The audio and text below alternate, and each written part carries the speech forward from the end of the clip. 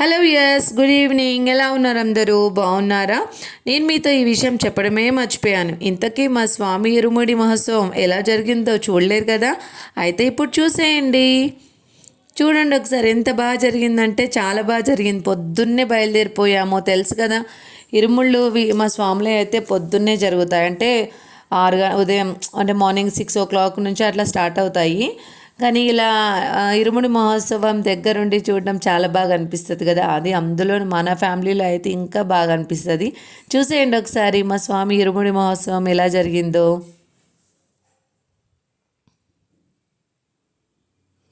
ఇలా మా family members అందరూ మా స్వామిని అభిషేకం చేస్తున్నప్పుడు స్వామి దగ్గర నించొని ఆయనను పట్టుకున్నాము. అంటే మనకు కూడా మోక్షం కలగాలి కదా. అంటే అభిషేకం చేస్తున్నప్పుడు శరణాలు పలుకుతూ మా పిల్లలు, మా బుజ్జి పాపలు అందరు పట్టుకొని మేము, మా అత్తమ్మ, మా అక్క వాళ్ళందరం, మా వదిన అందరం ఉన్నాము.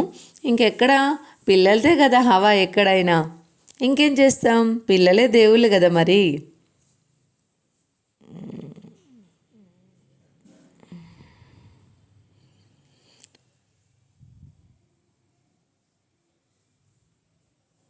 ఇలా శరణాలు పలుకుతూ మా స్వామి ఇరుముడి కట్టుకున్నారు. మా గురుస్వామి కట్టారనమాట. తెలుసు కదా, అంటే ఇరుముళ్ళు గురుస్వాములు కడతారు, వీళ్ళు ఆచరిస్తూ ఉంటారు. వాళ్ళు శరణాలు పలుకుతూ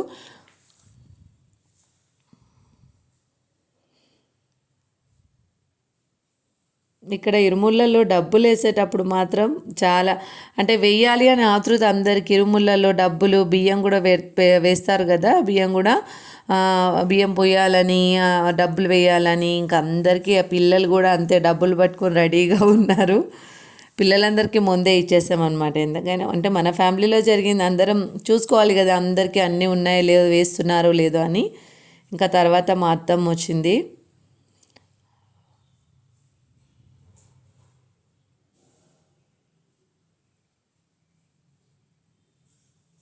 మా స్వామి ఇంకా ఏది పట్టించుకోకుండా ఇంకా ఇరుముడి కట్టడంలో చాలా లీనమైపోయారు.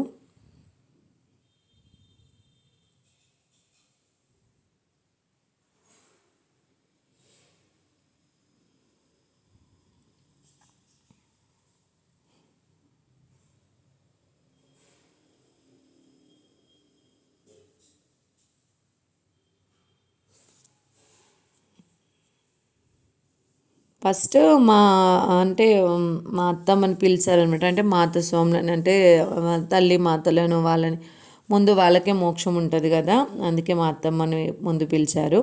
తర్వాత ఇలా ఇరుముడు అయిపోయిన తర్వాత తల మీద పెట్టుకున్న తర్వాత 3 చుట్లు తిరిగేసి, ఇంకొకటి చూసారా, మా స్వామికి డబ్బులతో మాల కూడా వేశారు. అసలు పైసలతోని కదా, మంచిగా అనిపించింది. అంటే మా ఫ్రెండ్, వాళ్ళ ఫ్రెండ్, మా స్వామి వాళ్ళ ఫ్రెండ్ వల్ల మాతస్వామి చేశారు, బాగా చేశారు. ఇంకా తర్వాత అందరూ ఇరుములు కట్టేసుకొని ఫోటోలు దిగేసి అలా మెల్లగా భజన చేసుకుంటూ బయలుదేరారనమాట. అందరూ ఇంకా ఫొటోస్, వీడియోస్, వాళ్ళ ఫ్యామిలీతో ఫొటోస్ దిగడం, వీడియోలు ఇవన్నీ అయిపోయిన తర్వాత ఇంకా ఫైనల్గా ఒక్కొక్కరు ఇలా తల మీద పెట్టుకొని గుడి నుంచి బయలుదేరారు. ఇక్కడ గురుస్వామి పిలుస్తున్నారనమాట స్వాములను అందరినీ. ఇంకా టైం అయిపోతుంది బస్సు ఎక్కడానికి అని చెప్పేసి, అంటే ట్రైన్కి వెళ్ళారనమాట. ఇంకా అందరు ఇలా లైన్గా అందరి దేవుళ్ళను దర్శించుకొని బయలుదేరారు. బయటకు వచ్చిన తర్వాత ఇంకా టెంకాయ కొట్టేసి వెనక్కి తిరిగి చూడకుండా మెల్లిగా అలా భజన చేసుకుంటూ బస్సు వరకు వెళ్ళారనమాట. చూడండి, ఇంకా అందరు ఇంకా రాలేదని చెప్పి వెయిట్ చేస్తున్నారు. ఒకటేసారి అందరు బయలుదేరారు కదా, ఒకరి కోసం ఒకరు ఇంక అందరూ లైన్గా ఫస్ట్ కన్యస్వాములు, కత్తిస్వాములు, గదస్వాములు ఇలా అందరూ. ఇంకా వీళ్ళందరికీ పెద్ద గురుస్వామి ఉంటారు కదా, గురుస్వాములు కూడా ఉన్నారు వీళ్ళ స్వాములలో. ఇంకొక 25-30 మెంబర్స్ వరకు ఆ రోజు బయలుదేరారు ఇరుముళ్ళు. చాలా పొద్దున 6ంటికి 5:30కి అలా బయలుదేరితే మేము ఇంటికి వచ్చేసరికి 11 అయిందనమాట. ఇంక అందరూ చూసుకుంటున్నారు. అందరు తల మీద ఇరుముళ్ళు పెట్టేసుకొని ఎవరికి వాళ్ళు బ్యాగులు సదిరేసుకున్నారు. చాలామంది మాతస్వాములు చేస్తారు కదా స్నాక్స్ కూడా తినడానికి, ట్రైన్లో తినడానికి. ఇంకా అవన్నీ ఎవరికి వాళ్ళు బ్యాగ్ ప్యాక్ చేసేసుకొని నీట్గా ఇంకా గురుస్వామి అందరినీ నించోబెడుతున్నారు. అంటే ఇలా బయలుదేరేటప్పుడు ఒక అంటే లైన్గా బయలుదేరారు కదా గుడి నుంచి, ఒకరి తర్వాత ఒకరు రావాలని చెప్పి అందరు వచ్చారా లేదా అని చూసుకుంటున్నారు స్వామి.